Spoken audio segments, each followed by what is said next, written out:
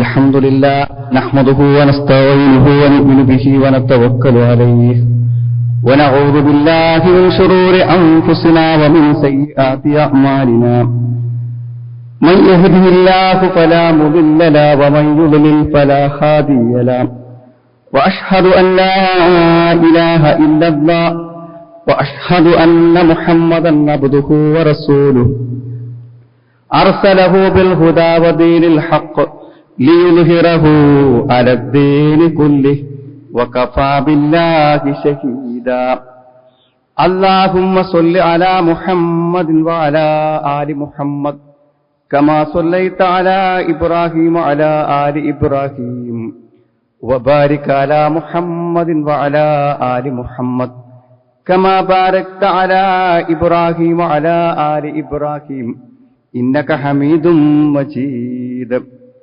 أما بعد فإن خير الكلام كلام الله وخير الحديث كتاب الله وخير الهدي هدي محمد صلى الله عليه وسلم وشر الأمور محدثاتها وكل محدثة بدعة وكل بدعة ضلالة أعوذ بالله من الشيطان الرجيم بسم الله الرحمن الرحيم يا أيها الذين آمنوا اتقوا الله حق تقاته ولا تموتن إلا وأنتم مسلمون يا أيها الناس اتقوا ربكم الذي خلقكم من نفس واحدة وخلق منها زوجها وبث منهما رجالا كثيرا ونساء واتقوا الله الذي تساءلون به والأرحام إن الله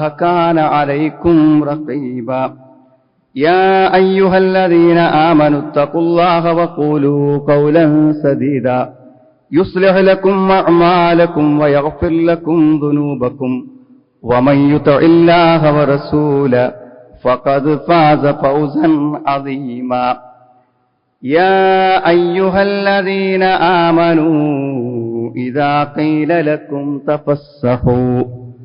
تفسحوا في المجالس فافسحوا يفسح الله لكم وإذا قيل انشزوا فانشزوا يرفع الله الذين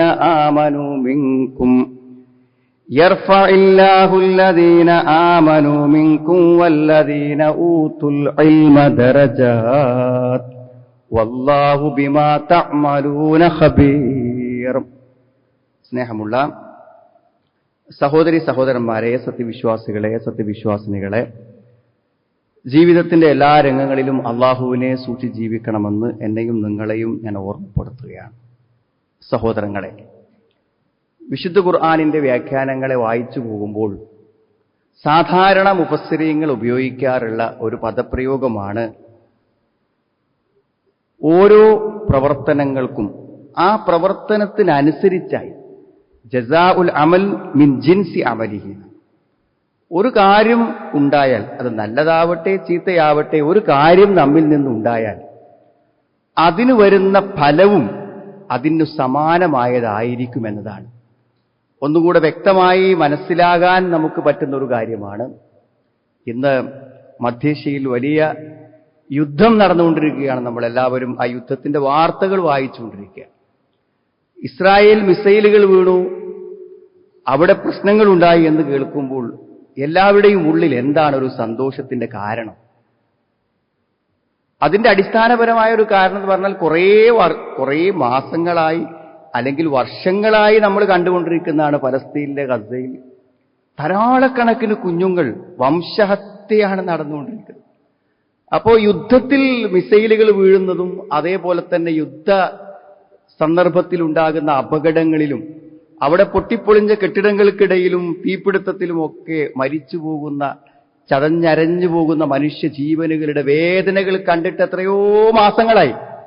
അതേ സമാനമായ ഒന്ന് ആ ഗസയിൽ ആരാണോ ഇതൊക്കെ ചെയ്തത് അവർക്ക് വരുന്നത് കാണുമ്പോൾ മനുഷ്യത്വമുള്ളവന്റെ ഹൃദയത്തിൽ, മനസ്സിൽ ഒരു സന്തോഷം. ഇതാണ് ജിൻസുൽ അമൽ എന്ന് പറഞ്ഞത്. എന്താണോ ഗസയിലെ ജനങ്ങൾ അനുഭവിച്ചത് അതുതന്നെയാണ് ഇന്ന് സുരക്ഷിതരെന്ന് വിചാരിച്ചിരുന്ന ആളുകൾ എന്ത് ചെയ്യുന്നത്, അനുഭവിച്ചുകൊണ്ടിരിക്കുന്നത്. അത് കാണുമ്പോൾ തുല്യമായ അതിനോട് യോജിക്കുന്ന കാര്യങ്ങൾ. സത്യത്തിൽ ഇതൊരു വലിയ ആശയമാണ്. ധാരാളം ഖുർആനിക വചനങ്ങളിലും ഹദീസുകളിലും കാണുന്ന ഒരു കാര്യമാണ്. പെട്ടെന്ന് നമുക്ക് മനസ്സിലായി, നമ്മൾ നല്ലൊരു കാര്യം ചെയ്താൽ നമുക്ക് നല്ലത് വരും, അതിന് സമാനമായ നന്മ പ്രതിഫലം കിട്ടും എന്നുള്ളത് മാത്രമല്ല, നമ്മൾ ഒരു തിന്മ ചെയ്താൽ ആ തിന്മക്ക് സമാനമായ അനുഭവങ്ങൾ നമുക്കുണ്ടാകുമെന്നാണ്. ഒന്നുകൂടെ വ്യക്തമാകാൻ, നമ്മളെ വാപ്പാനെയും ഉമ്മാനെയും നമ്മൾ കഷ്ടപ്പെടുത്തിയിട്ടാ പറഞ്ഞയച്ചെന്നുണ്ടെങ്കിൽ നമ്മളെ കുട്ടികളും അതേപോലൊരു കഷ്ടപ്പാട് ജീവിതാന്ത്യത്തിൽ നമുക്ക് തന്നേക്കാമെന്നതാണ്. അതാണ് ജിൻസ് അമലിക്കുന്നത്, തത്തുല്യമായ പ്രവർത്തനം.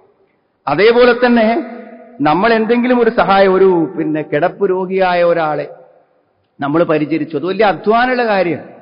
അയാളുടെ എല്ലാ കാര്യങ്ങളും മറ്റൊരാൾ ചെയ്തു കൊടുക്കുകയാണ്. അപ്പൊ അതൊക്കെ ചെയ്തു കൊടുത്താൽ അള്ളാഹു എന്ത് ചെയ്യാണ്? അങ്ങനെ ഒരു കിടത്തം ഞമ്മക്ക് വേണ്ടാന്ന് തീരുമാനിക്കുക. അതൊരു വലിയ തീരുമാനമല്ലേ സഹോദരങ്ങൾ? അപ്പൊ ആ രോഗിനെ പരിചരിക്കുന്ന സമയത്ത് എന്ത് ബുദ്ധിമുട്ടും എന്ത് വിഷമവും വരുമ്പോ ആ ആളുടെ മനസ്സിലൊരു പ്രചോദനം എന്താണ്?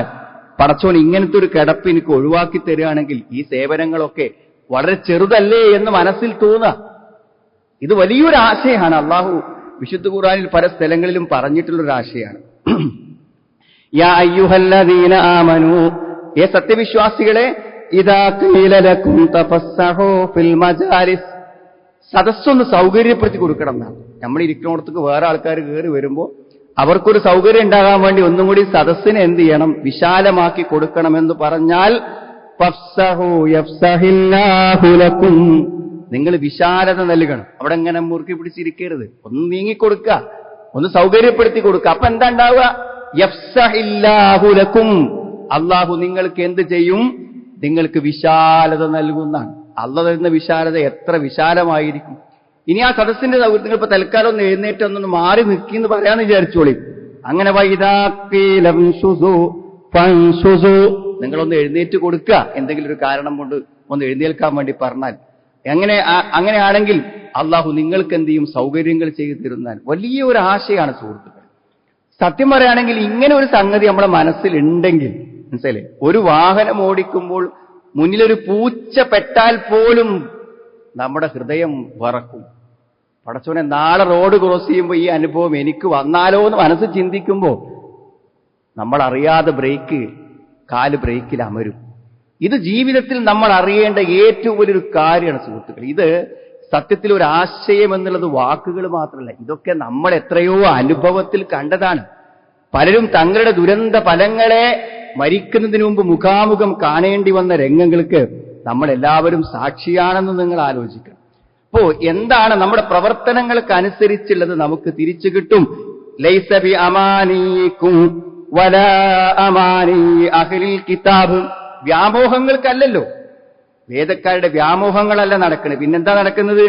മയ്യഅമൽ സൂഅൻ യുജ്സ ബിഹി, ആര് തിന്മ പ്രവർത്തിച്ചുവോ അവൻ അതിനുള്ള ഫലം അവന് നൽകും എന്ന് വിശുദ്ധ ഖുർആൻ പറയുന്നു. അങ്ങനെ വന്നാൽ, ഞാൻ ചെയ്തതിന്റെ ദുരന്തം എന്നെ തേടി വന്നാൽ, വലാ യജിദ് ലഹു മിൻ ദൂനില്ലാഹി വലിയം വലാ നസീറാ, പിന്നെ ഞാൻ എത്ര വലിയ ആളായിട്ടും കാര്യമില്ല, എന്നെ സഹായിക്കാൻ അള്ളാഹു എനിക്ക് തിരികെ തരുന്ന ഒരു ദുരന്തത്തിൽ എന്നെ സഹായിക്കാൻ ആരുണ്ടാവൂലെന്ന് വിശുദ്ധ ഖുർആൻ സൂറത്തു നിസായിലെ 123-ാമത്തെ വചനത്തിൽ പറയുന്നുണ്ട്. സത്യത്തിൽ ഇങ്ങനെ ഒരു ആശയം നമ്മുടെ മനസ്സിക്ക് ഇപ്പം കയറിയെന്ന് വിചാരിക്കാൻ, ഞാൻ എന്തെങ്കിലുമൊക്കെ ചെയ്ത് ഞാനിവിടെ പറ്റിച്ചാൽ അതിനേക്കാളും വലിയ പറ്റിക്കലായിരിക്കും. എന്നെ ഒരു കച്ചവടക്കാരനാണ്, ഞാനൊരു ചെറിയ സംഖ്യക്ക് ഒരാളെ പറ്റിച്ചാൽ ഞാൻ ഓർഡർ ചെയ്ത കണ്ടെയ്നറുകളാകും എനിക്ക് നഷ്ടപ്പെടുന്നുണ്ടാകാന്ന് ചിന്തിച്ചാൽ സുഹൃത്തുക്കൾ ആരെങ്കിലും എന്തെങ്കിലും ചെയ്യൂ. ഇത് ഒരു മനുഷ്യന്റെ വ്യക്തി ജീവിതത്തെ മാറ്റുന്ന ഒരു ആശയമാണ്. എത്ര ഹദീസുകളും ഖുർആൻ വചനങ്ങളും കാണാൻ പറ്റുന്ന രംഗങ്ങൾ. ഒന്നാമത്തെ ഒരു കാര്യം, ദയയോടെ ജീവിക്കുക, മറ്റുള്ളവരോട് ദയ കാണിക്കുക സുഹൃത്തുക്കൾ. കാരണം എന്താ? അള്ളാഹുവിന്റെ കരുണ എനിക്കും നിങ്ങൾക്കും ലഭിക്കേണ്ട നൂറുകണക്കിന് സന്ദർഭങ്ങൾ നമ്മുടെ ജീവിത ഭാവിയിൽ വരാനുണ്ട്. അതുകൊണ്ട് മനഃപൂർവ്വം ഒരാളോട് നമ്മൾ കരുണയില്ലാതെ പെരുമാറ്. അർറാഹിമൂൻ യർഹമുഹുമുല്ലാഹ്, കരുണ കാണിക്കുന്നവർക്ക് അല്ലാഹു കരുണ കാണിക്കും. ഇർഹമു മൻ ഫിൽ അർദ് യർഹമുക്കും മൻ ഫിസ് സമാ, ഭൂമിയിലുള്ളവരോട് നിങ്ങൾ കരുണ കാണിക്കൂ. എത്ര അവസരങ്ങളുടെ സുഹൃത്തുക്കൾ അയലോക്കത്തും നാട്ടിലും നമ്മുടെ തൊഴിലിടങ്ങളിലുമെല്ലാം നമുക്ക് സ്നേഹം പകരാൻ എത്ര സന്ദർഭങ്ങളുണ്ട്. നാം ആലോചിക്കുക, അത് കൊടുക്കുമ്പോഴേ അള്ളാഹു എനിക്കും നിങ്ങൾക്കും സമാനമായതല്ല, അതിനേക്കാളും ഏറ്റവും മെച്ചപ്പെട്ടത് തിരിച്ചു തരും. നിങ്ങൾ ആലോചിച്ചു, നിങ്ങൾ എന്ത് ഒരു വിശക്കുന്ന അല്ലെങ്കിൽ ദാഹിക്കുന്ന ഒരു നായക്ക് തന്റെ ശൂല് വെള്ളം കോരിക്കൊടുത്ത് അതിന്റെ തൊണ്ട നനച്ചു കൊടുത്തതിന് അള്ള എന്താ ചെയ്തത്? വേശ്യയായ ഒരു പെണ്ണിന് അള്ള കൊടുത്തത് എന്താ അറിയാം? സ്വർഗ കൊടുത്തു. പകരം കൊടുക്കണത് അള്ള കൊടുക്കുമ്പോ ആ പകരത്തിന്റെ സമാനത നമുക്ക് തിട്ടപ്പെടുത്താൻ പറ്റൂല. ഒരു മൃഗത്തോട് കാണിച്ച വാത്സല്യത്തിന് അള്ളാഹു മരണമില്ലാത്ത അനശ്വര സ്വർഗമാണ് പാപങ്ങൾ പുറത്തു കൊടുത്തു. അപ്പൊ കരുണയ്ക്ക് കരുണ തിരിച്ചു കിട്ടുന്നു മനസ്സിലുണ്ടെങ്കിൽ കരുണ ചെയ്യാൻ അവസരങ്ങളില്ലേ സുഹൃത്തുക്കളെ? വേദനിക്കുന്നവന്റെ മനസ്സിനെ തണുപ്പിക്കാനും സന്തോഷിപ്പിക്കാനും എത്ര അവസരങ്ങളുണ്ട്. വിഷമിക്കുന്ന ആളുകളെ സഹായിക്കും. ഇതിപ്പോ അവന് വന്നതല്ലേ, അമ്മക്കിപ്പോ എന്താ പ്രശ്നം? അവപ്പൊ നമ്മൾ ആരാ? അവന്റെ കിഡ്നി പോയി നീര് കെട്ടി ആശുപത്രിയിൽ പോവാൻ ഒരു വണ്ടി കിട്ടാതെ പണമില്ലാതെ ബുദ്ധിമുട്ടുമ്പോൾ ഇന്നത്തെ ഒരു ഡയാലിസിസ് എന്റെ വക ആയിക്കോട്ടെ എന്ന് വിചാരിക്കുമ്പോൾ നമ്മൾ ആലോചിക്കണം, അത്തരം മാരകമായൊരു രോഗത്തെ നമ്മിൽ നിന്ന് തട്ടിമാറ്റുകയാണ് എന്ന് ചിന്തിക്കാൻ നമുക്ക് പറ്റിയാൽ അവിടെ നമ്മളെ പിശുക്ക് പ്രവർത്തിക്കൂല, അവിടെ നമ്മൾ ഔദാര്യവാനാകും.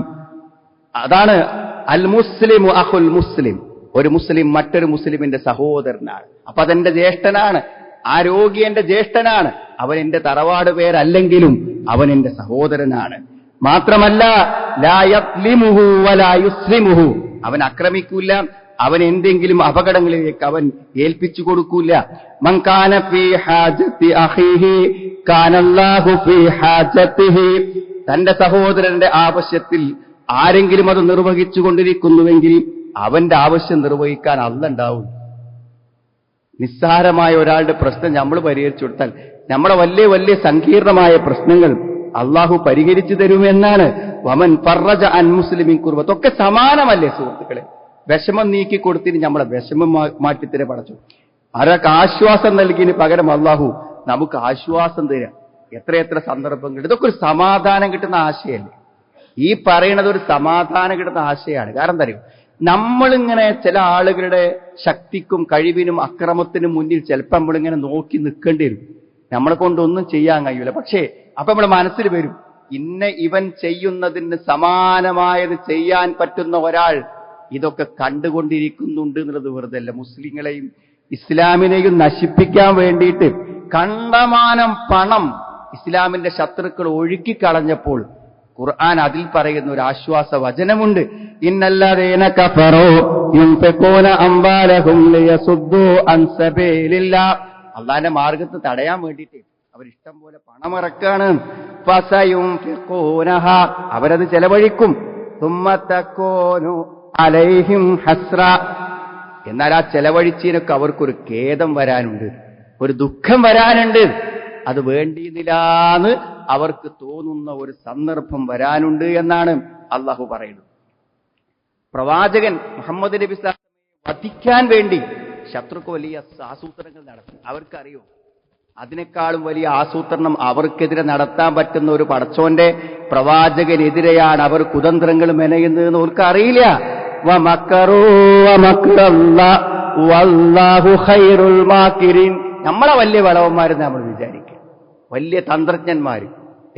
നമുക്ക് മറ്റുള്ളവരറിയാതെ അവരെ ദ്രോഹിക്കാൻ അറിയാം, അവരെ കൊല്ലാനറിയാം, അവരെ ഉപദ്രവിക്കാൻ അറിയാം. നമ്മൾ വലിയ സാമർത്ഥ്യമുള്ളവരാണ്. പക്ഷെ സുഹൃത്തുക്കളെ, ഈ ബുദ്ധി തന്നവനില്ലേ, നമ്മളെ ഈ സാമർത്ഥ്യവും ബുദ്ധിയൊക്കെ തന്ന മക്കറല്ലാഹ്, അള്ളാഹു അതിനേക്കാളും വലിയ തന്ത്രമാണ് പ്രയോഗിച്ചത്. അള്ളാഹുവാണ് തന്ത്രം പ്രയോഗിക്കുന്നവരിൽ ഏറ്റവും വലിയ തന്ത്രശാലി അള്ളാഹുവാണെന്നാണ് പറഞ്ഞിരുന്നത്. എന്തൊക്കെ ഓഫറ സുഹൃത്തുക്കളെ, ഒന്ന് ശ്രദ്ധിച്ചാൽ മതി. നമ്മൾ കുറച്ചൊരു സൂക്ഷ്മത, പടച്ചോന്റെ കാണ്ടൽ, അങ്ങനെ ഒരു സൂക്ഷ്മതയും കാവലും നമുക്കുണ്ടെങ്കിൽ അള്ളാഹു നമ്മുടെ ജീവിതത്തിന് മുഴുവനും കാവലാകുന്നു. എന്താ തിരിച്ചു നോക്ക് നിങ്ങൾ, ജിൻസുൽ അമൽ, ഒരു ശ്രദ്ധ നമ്മക്കുണ്ടെങ്കിൽ അള്ളാഹു നമ്മളെ ശ്രദ്ധിച്ചു കൊണ്ടിരിക്കുന്ന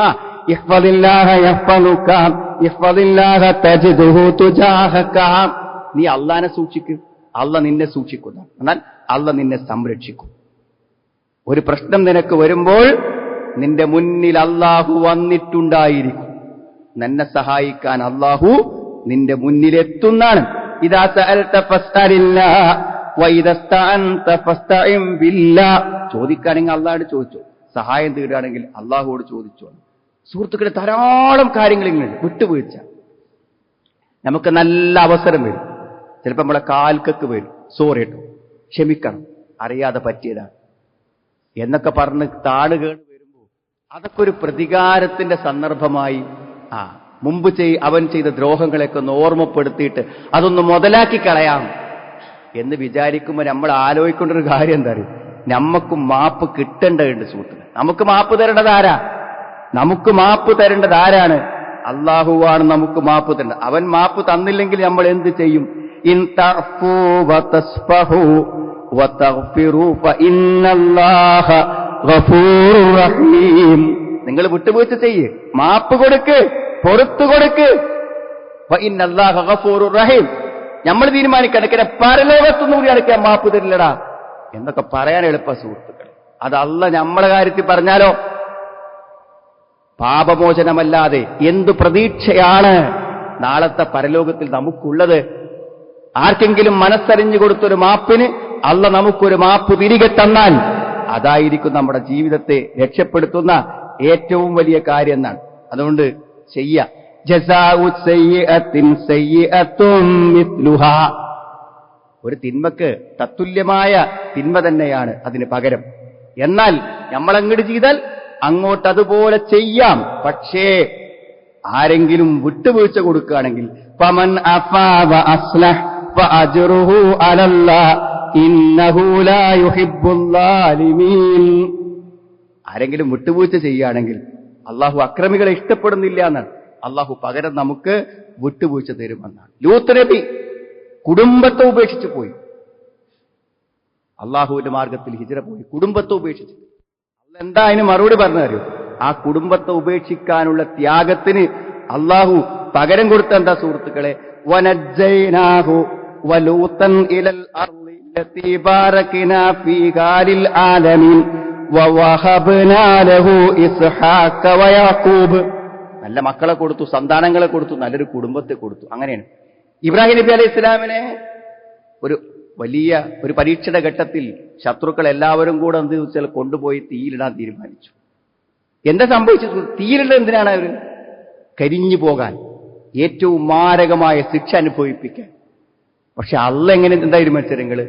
ഏറ്റവും ശക്തമായ തണുപ്പാണ്, പുറത്തുപോലുമില്ലാത്ത തണുപ്പാണ്. വർദ്ധൻ വസലാമൻ. തണുപ്പ് മാത്രമല്ല, അത് രക്ഷയായ തണുപ്പ്. അതാ പടച്ചോ കൊടുത്തു. അങ്ങനെ പടച്ചോ ജിൻസുൽ അമൽ നമുക്ക് പകരം തരും. നമ്മൾ ചെയ്യുന്ന ത്യാഗങ്ങൾക്ക് അള്ളാഹു പകരം തരും. കഷ്ടപ്പാടുകളിലും പരീക്ഷണങ്ങളിലും വെന്ത് കരിഞ്ഞപ്പോൾ അതിന് പകരം തീയിൽ പോലും അള്ളാഹു ആശ്വാസത്തിന്റെ തണുപ്പ് നൽകി. അതൊക്കെ പറയുന്നുണ്ട്. ഇതാണ് ജിൻസുൽ അമൽ. ചെയ്തത് കിട്ടും, ചെയ്തതാ കിട്ടും. നല്ലതാണെങ്കിലും തിന്മയാണെങ്കിലും ചെയ്തത് കിട്ടും. കാറൂൻ എന്താ സംഭവിച്ചത്? എത്ര ചൊറുക്കിലിറങ്ങാൻ പറ്റുമോ അത്ര ചൊറുക്കിലാണ് കാറൂൻ എന്ന മുതലാളി ഇറങ്ങിയത്. പക്ഷെ എന്താ ഉണ്ടായത് സുഹൃത്തുക്കളെ? അള്ളാഹ് പറഞ്ഞു അഹ്സിൻ കമാ അഹ്സൻ അല്ലാഹുവിലെ. ഈ വലിയ താക്കോൽ കുട്ടങ്ങളും ഖജനാവും ഒക്കെ ഉണ്ടാവുമ്പോ നിനക്ക് പടച്ചോൻ തന്നതല്ലേ കലവറയില്ലാത്ത സമ്പത്ത്, കുറച്ചൊക്കെ മറ്റുള്ളവർക്കും കൊടുത്തളാ. എന്ത് കിട്ടുമ്പോഴും ഒരു വിഹിതം പാവപ്പെട്ടവർക്ക് കൊടുക്കുക അള്ളാഹ് കൽപ്പിച്ചു. അവനത് തോന്നിയില്ല. അവൻ പറഞ്ഞ ഊത്തീത്തു വലാ ഇൽമിൻ ഇൻദി. ഇതൊക്കെ എന്റെ കഴിവുകൊണ്ടും എന്റെ സമ്പത്ത് കൊണ്ടും എന്റെ സാമർത്ഥ്യം കൊണ്ടായതാണ്. പടച്ചോൻ എന്താ ചെയ്തത് സുഹൃത്തുക്കളെ? അങ്ങനെ ഒക്കെ അവനാന്റെ ഉണ്ടായിരുന്നെങ്കിൽ ജിൻസുല്ലാമൻ എന്താ ഒന്നുകൊണ്ടില്ലാതെ കുഴിച്ചനിട്ട് കുറച്ച് കിളറിയ മണ്ണ് മാത്രമേ ഉള്ളൂ. കൊട്ടാരമില്ല, സമ്പത്തുക്കളില്ല, താക്കോൽ കൂട്ടങ്ങളില്ല, കുതിരകളില്ല, എല്ലാം നിമിഷം കൊണ്ട് ഭൂമിക്കടിയില്ല. യഥാ ജിൻസുൽ അമൽ. ഒക്കെ അവനവന്റേതാണെങ്കിൽ തടുത്തു വെച്ചോ, ഒക്കെ എന്റേതാണെന്ന് തോന്നുന്നുണ്ടെങ്കിൽ തടുത്തു വെച്ചോ. അതാ ജിൻസുൽ അമൽ. സുഹൃത്തുക്കൾ നല്ലോണം ആലോചിച്ചോളൂ. എന്തെങ്കിലുമൊക്കെ ഒരു അവസരം കിട്ടുമ്പോൾ ഒരു നന്മ ചെയ്തു നോക്കുക, പകരം കിട്ടും, പകരം കിട്ടും. എന്നാൽ മറ്റുള്ളവർക്ക് എന്തെങ്കിലും ദ്രോഹങ്ങളോ എന്തെങ്കിലും തിന്മകളോ ചെയ്യുമ്പോൾ ആലോചിക്കുക, നമ്മൾ ശക്തരായിരിക്കും, ഒരു വിസയിലും ഇങ്ങട് കടക്കൂല എന്നാണ്. ഇവിടെ എന്ത് ലോകത്ത് ചെയ്താലും നമ്മൾ സുരക്ഷിതർന്നാണ്. എന്തേ സുഹൃത്തുക്കളെ സംഭവിച്ചത്? എപ്പോഴൊന്നും അങ്ങനെ ആയിക്കോളന്നില്ല, എപ്പോഴും നമ്മൾ അങ്ങനെ ആയിക്കോളന്നില്ല. അതുകൊണ്ട് നാം ചെയ്യുന്നത് അളന്നു മുറിച്ച് അള്ളാഹു തിരികെ തന്നാൽ താങ്ങാൻ നമുക്ക് പറ്റൂല. വെറുതെ അങ്ങനെ ആലോചിച്ചാൽ മതി. പാപ്പാനിമ്മാനി നോക്കുന്ന കാര്യമാണെങ്കിലും നാട്ടുകാരോടുള്ള പെരുമാറ്റാണെങ്കിലും സ്വഭാവമാണെങ്കിലും വിട്ടുവീഴ്ചയാണെങ്കിലും എല്ലാം നമ്മളാണ്. ഇൻ തൻസുറുള്ള നിങ്ങൾ അള്ളാഹനെ സഹായിച്ചാൽ നോക്ക് എല്ലാ ആയത്തുകളും യൻസുറുക്കും, നിങ്ങളെ അവൻ സഹായിക്കും. ഖുർആന്റെ പ്രയോഗങ്ങളാണ്. തീർച്ചയായും ഇതൊരു വലിയ ആശയമാണ് സുഹൃത്ത്. നമ്മുടെ ജീവിതത്തിന്റെ ഓരോ നിമിഷങ്ങളിലും നമ്മുടെ കൂടെ ഉണ്ടാവേണ്ട ആശയമാണ്. അതുകൊണ്ട് നന്മകൾ വർദ്ധിപ്പിക്കാം, നല്ല അവസരങ്ങൾ ഉപയോഗപ്പെടുത്താം, നമുക്കത് കിട്ടും. ആ കാരുണ്യവും ആ സ്നേഹവും വിട്ടുവീഴ്ചയും എല്ലാം അള്ളാഹു നമുക്ക് തിരിച്ചു തരും, യാതൊരു സംശയക്കാര്യത്തിലില്ല. അതേപോലെ തന്നെ സുഹൃത്തുക്കളെ, നമ്മൾ മറ്റുള്ളവരെ ഉപദ്രവിക്കാതിരിക്കുക, ദ്രോഹിക്കാതിരിക്കുക, നല്ല അവസരങ്ങൾ ഉപയോഗിക്കുക. ജസാഅൻ വിഫാഖ, രണ്ട് വാക്കിൽ അള്ളാഹ് ഈ ആശയത്തെ ഒതുക്കി.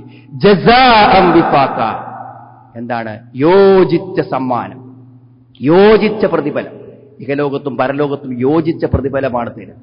അതുകൊണ്ട് നല്ല പ്രവർത്തനങ്ങളുമായി മുന്നേറാനും തിന്മകളിൽ നിന്ന് വിട്ടുനിൽക്കാനും അള്ളാഹു നമുക്ക് എല്ലാവർക്കും തൗഫീഖ് പ്രദാനം ചെയ്യും. അൽഹംദുലില്ലാഹ് ഹംദൻ കസീറൻ തയ്യിബൻ മുബാറകൻ ഫീഹി വസല്ലല്ലാഹു അലാ മുഹമ്മദിൻ വഅലാ ആലിഹി വഅസ്ഹാബിഹി അജ്മഈൻ. അമ്മാ ബഅദ്. ഒരിക്കൽ കൂടെ അള്ളാഹുവിനെ സൂക്ഷിച്ച് ജീവിക്കണമെന്ന് എന്നെയും നിങ്ങളെയും ഞാൻ ഓർമ്മപ്പെടുത്തുകയാണ്.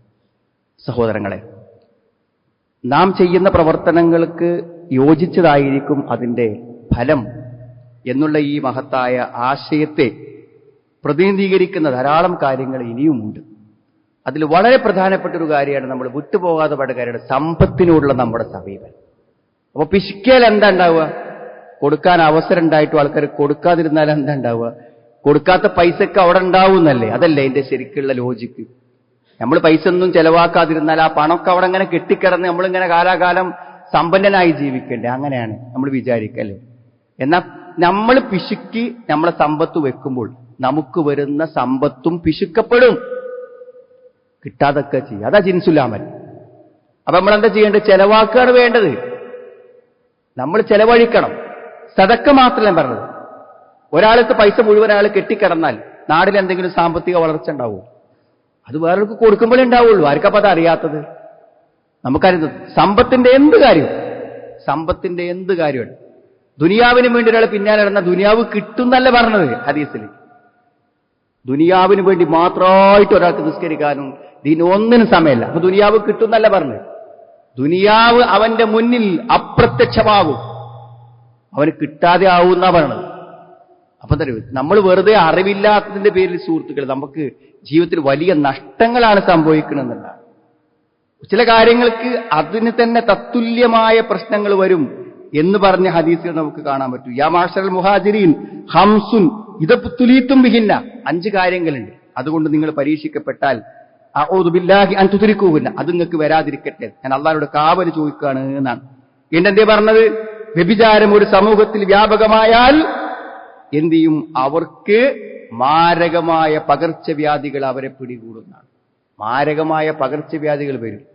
5 കാര്യങ്ങൾ എണ്ണി പറയുന്നു. എന്തിനും അതിൻ്റെതായ ചില പ്രത്യാഘാതങ്ങൾ ഉണ്ടാവും. അതുകൊണ്ട് സഹോദരങ്ങളെ, ഏത് സന്ദർഭത്തിലും അള്ളാഹും റസൂലും നമുക്ക് എന്തെല്ലാം പഠിപ്പിച്ചെന്നോ എന്തെല്ലാം പറഞ്ഞെന്നോ അതൊക്കെ സൂക്ഷിച്ച് മുന്നോട്ട് പോകൽ തന്നെയാണ് നമുക്ക് ജീവിതത്തിൽ ഏറ്റവും ഉത്തമമായിട്ടുള്ളത് എന്ന് നമ്മൾ മനസ്സിലാക്കുക.